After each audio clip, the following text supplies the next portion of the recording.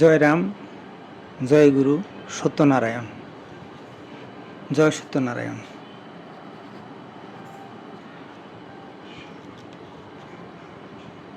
নমস্কার, গল্প কথায় রাম ঠাকুর চ্যানেলে সব বন্ধুদের স্বাগতম। বন্ধুরা, আজ আমি হিদারাম ব্যানার্জি লেনে স্বর্গীয় মতিলাল বন্দ্যোপাধ্যায়ের বাড়িতে ঠাকুর মহাশয় থাকাকালীন সময়ে কি ঘটেছিল সে সম্পর্কে একটি গল্প আপনাদেরকে বলবো। গল্পটিকে আমি 5টি পর্বে ভাগ করে নিয়েছি।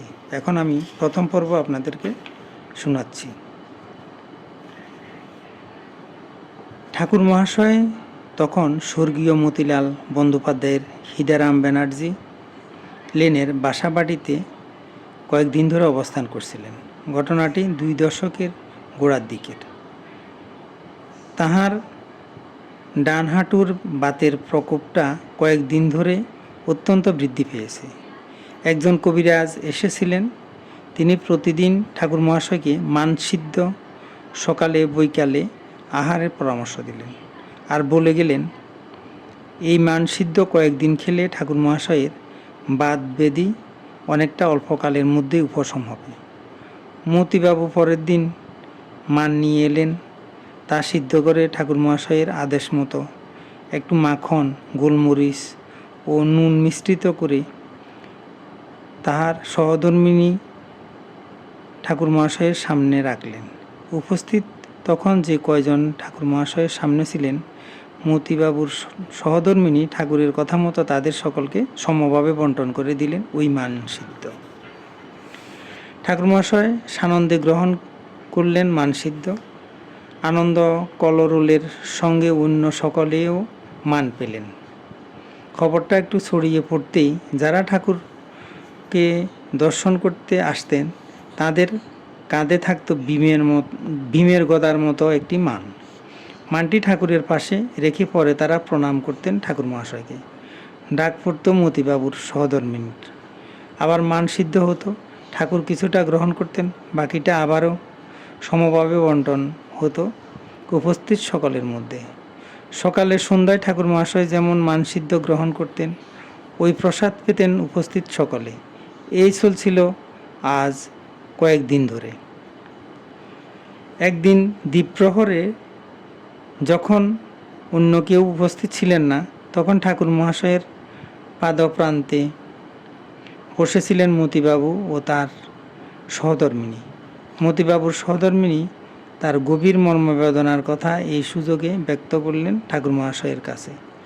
ঠাকুর মহাশয়ের না হয় ব্যামোহ হয়েছে, তাই তিনি খাচ্ছেন মানসিদ্ধ, কিন্তু ভদ্রলোকেরা আসছেন প্রতিদিন সকালে বৈকালে, তাদেরও এনে বাটি করে মানসিদ্ধ হাতে তুলে দিতে তার বড় সংকোচ ও লজ্জা হয়। সহাস্যে ঠাকুর মহাশয় বললেন, আপনি মা ওনাদের কি খাইতে দিতে চান? কি খাওয়াইলে আপনার ভালো লাগে কোন? সসংকোচে মতিবাবুর সহধর্মিণী বললেন যে একটু ভালো মন্দ জিনিস দিয়ে ওনাদের খেতে দিতে ইচ্ছে করে, ওনারা একটু ভালো করে খান। বেশ, আগামী রবিবার ওদের সকলকে এখানে দুপুরে খাওয়ার কথা বললেন মতিবাবু। তারপর তিনি ঠাকুর মহাশয়কে জিজ্ঞাসা করলেন, ওই দিন কি কি খাওয়ার ব্যবস্থা হবে ঠাকুর মহাশয়? 3-4 রকমের মাছ আনবেন, মাংসও আনবেন, আর দই মিষ্টিও আনবেন, যাতে সকলের ভালো কইরা পেট ভরে, জানালেন ঠাকুর মহাশয়। বন্ধুরা, প্রথম পর্ব আজ এখানে শেষ করলাম। আগামী দিন দ্বিতীয় পর্ব নিয়ে আপনাদের সাথে থাকব। এখন আমি শ্রী শ্রী ঠাকুরের 2-1টি বাণী পাঠ করে আপনাদেরকে শোনাচ্ছি।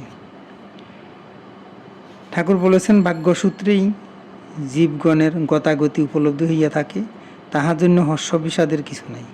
সত্যনারায়ণ মঙ্গলময়, তাহান সঙ্গই কর্ম, এতদ্ভিন্ন আর কিছুই জগতে নাই জানিবে। ঠাকুর আবার বলেছেন, সত্যের দাসের কোনো বন্ধন থাকে না, অহংকারের দাসের কোনো অভাব যায় না জানিবে। ভাগ্যবশেই লোক সকল অভিসম্পাদ আকর্ষণে এই মরুভূমে আটক করিয়া থাকে। এই অভিসম্পাত মুক্তের উপায় একমাত্র সত্যদাস অভিভূত হওয়া। বন্ধুরা, আজ এ পর্যন্তই। আগামী দিন আবার শ্রী শ্রী ঠাকুর সম্পর্কে গল্প বানিয়ে নিয়ে আপনাদের সাথে থাকব। বন্ধুরা, চ্যানেলটি যদি আপনাদের ভালো লেগে থাকে তাহলে সাবস্ক্রাইব করে চ্যানেলটির পাশে থাকবেন। আর নতুন বন্ধু হলে প্লিজ সাবস্ক্রাইব করতে ভুলবেন না।